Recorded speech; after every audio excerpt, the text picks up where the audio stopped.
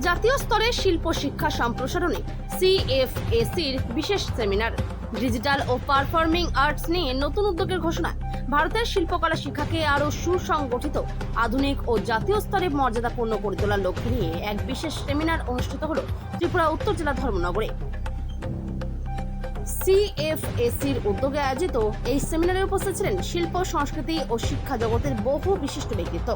অনুষ্ঠানের সম্মানিত অতিথি হিসেবে উপস্থিত ছিলেন ত্রিপুরা মহিলা কমিশনের প্রাক্তন চেয়ারপারসন বর্ণালী গোস্বামী এবং বিশিষ্ট কবি ও সাহিত্যিক দীপাল দাস। এছাড়া উপস্থিত ছিলেন সিএফএসির চেয়ারম্যান তথা প্রতিষ্ঠাতা সদস্য পরেশ চন্দ্র নাথ সহ উত্তর ত্রিপুরা জেলার বিভিন্ন শিক্ষা প্রতিষ্ঠান, শিল্প সংগঠন ও সাংস্কৃতিক ক্ষেত্রের প্রতিনিধিরা। ত্রিপুরা থেকে বিক্রম কর্মকারের রিপোর্ট, বিগ নিউজ বাংলা। নমস্কার, আমি সৃষ্টি, সিএফএসসির একজন সদস্য।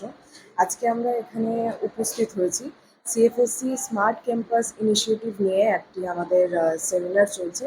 সেটির ব্যাপারেই আমরা মূলত সবাইকে বোঝানোর জন্য যে কেন আমাদের এই ইনিশিয়েটিভটা অন রিসেন্ট বেসে লঞ্চ হয়েছে এবং সেটি আমাদের যে সিএফএসসির স্মার্ট ক্যাম্পাস ইনিশিয়েটিভের মধ্যে পড়ছে মাই সিএফএসসি পোর্টাল এবং মাই সিএফএসসি অ্যাপ।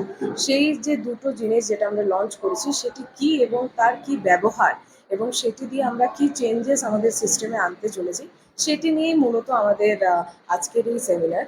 ইনিশিয়ালি এই সেমিনারটি আমাদের এই কেন্দ্র করে আয়োজন করা হয়েছে যে কিভাবে আমরা শিক্ষা ব্যবস্থাকে আরও আধুনিক এবং ডিজিটাল করে তোলার একটি গুরুত্বপূর্ণ পদক্ষেপের দিকে আমরা যেতে পারি।